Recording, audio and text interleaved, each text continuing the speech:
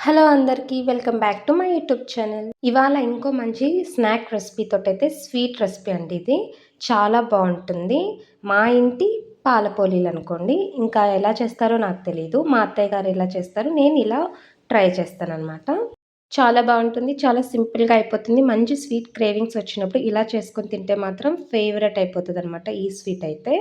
వీడియోలోకి వెళ్ళే ముందైతే నా ఛానల్‌ని ప్లీజ్ సబ్స్క్రైబ్ చేసుకోండి, లైక్ చేయండి, షేర్ చేయండి, కామెంట్ చేయండి. వీడియోస్ అయితే లాస్ట్ దాకా స్కిప్ చేయకుండా చూడండి. ఫస్ట్ అయితే ఒక గిన్నె తీసుకొని అందులోకి 2 కప్స్ ఆఫ్ గోధుమ పిండినైతే తీసుకొని చిటికెడు సాల్ట్ యాడ్ చేసుకొని 1 స్పూన్ ఆయిల్ కూడా వేసుకొని మంచిగా ఇలా మిక్స్ చేసుకోవాలన్నమాట. ఆయిల్ అంతా పిండికి పట్టేలాగా. తర్వాత కొద్ది కొద్దిగా వాటర్ అయితే వేసుకొని మంచిగా చపాతీ పిండిలాగా కలిపేసుకొని పెట్టేసుకోవాలి. పిండైతే ఈ విధంగా తడుపుకొని పెట్టుకోవాలి. తర్వాత ఇప్పుడు లాస్ట్‌లో కొద్దిగా ఇంకో 1 ఆర్ 1 ½ స్పూన్ ఆయిల్ అయితే వేసుకొని మంచిగా మిక్స్ చేసేసుకొని దీన్ని ఒక 10 మినిట్స్ పక్కనైతే పెట్టేసుకుందాం. తర్వాత ఇందులోకైతే ఒక కప్పు పుట్నాలు, శనగపప్పు అని కూడా అంటారు. సో, ఇంకొన్ని ఒక 10, 15 బాదం, 10, 15 కాజు అయితే వేసుకుంటున్నాను. అందులోకి ఒక 3, 4 యాలకులు కూడా వేసేసి మిక్సీ అయితే పట్టేసుకోవాలి. Fine powder లాగైనా పట్టేసుకోవచ్చు. కాస్త బరగ్గా అయినా పట్టుకోవచ్చు. నేను కాస్త బరకగా పట్టాననమాట. పాలనైతే నేను తీసుకున్న పిండి కన్సిస్టెన్సీకి ఒక 3/4 లీటర్ దాకా పాలైతే తీసుకున్నా. మంచిగా ఇలా మరగబెట్టుకోవాలి.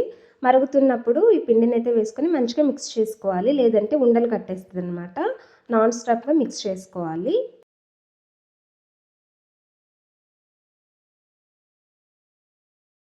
చక్కగా ఇలా మిక్స్ చేసుకుంటూ ఉంటే మనకు కాస్త దగ్గరకు పడ్డ కన్సిస్టెన్సీ వస్తే అప్పుడు మనం చక్కెర అయితే వేసుకోవాలి.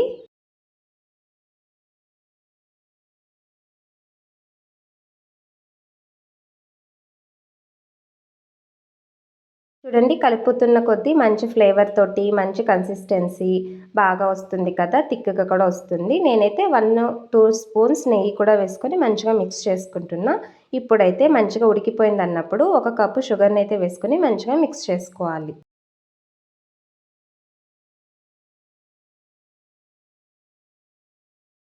షుగర్ వేశాక ఆల్మోస్ట్ ఫస్ట్ నుండి కూడా మనం ఉండలు కట్టకుండా ఉండాలంటే సిమ్‌లో పెట్టుకొని మిక్స్ చేసుకుంటూ ఉండాలి.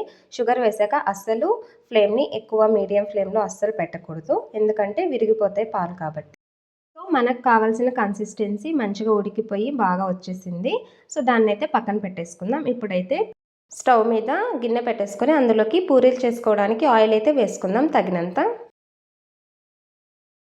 చూడండి 15 మినిట్స్ పిండిని అలా పెట్టేస్తే మంచిగా సాఫ్ట్‌గా అవుతది. ఇంకా బాగా వస్తాయన్నమాట. మంచిగా పొంగుతది. ఇలా చిన్న చిన్నగా పూరీల పిండినైతే తీసుకొని మంచిగా పూరీలైతే చేసేసుకోవాలి. అంటే మనం చేసినట్టు పూరీల్లాగా చిన్నగా కాకుండా కాస్త మీడియం సైజ్. పెద్దగా చపాతీలాగా కాదు, పూరీలాగా చిన్నగా కూడా కాదనమాట.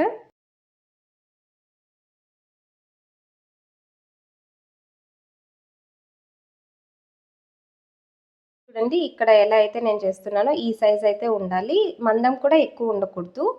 కాస్త పలుచగానే ఉండాలి. సో, ఇలా చేసేసుకొని వన్ బై వన్ అన్నీ పక్కన పెట్టేసుకోవాలి.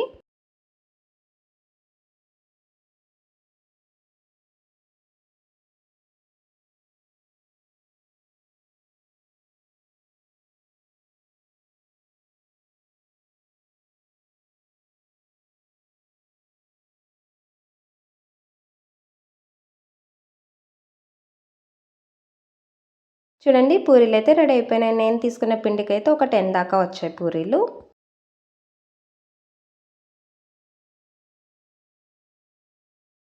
ఆయిల్ అయితే హీట్ ఎక్కిపోయింది. వన్ బై వన్ పూరీలు వేసేసుకొని మంచిగా కాల్చేసుకోవాలి.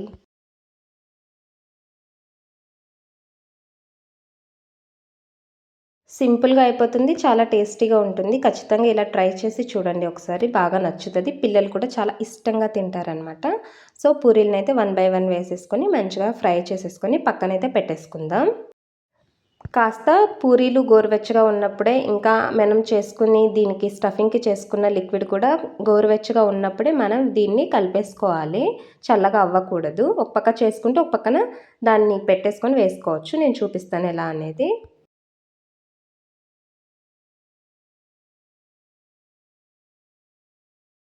సో చూసారు కదా! ఇదైతే మొత్తం చల్లగా అయితే అవ్వలేదు. వెచ్చగానే ఉంది. వేడిగా ఉంది చెప్పాలంటే. గోరువెచ్చగా కూడా కాదు. చాలా వేడిగానే ఉంది.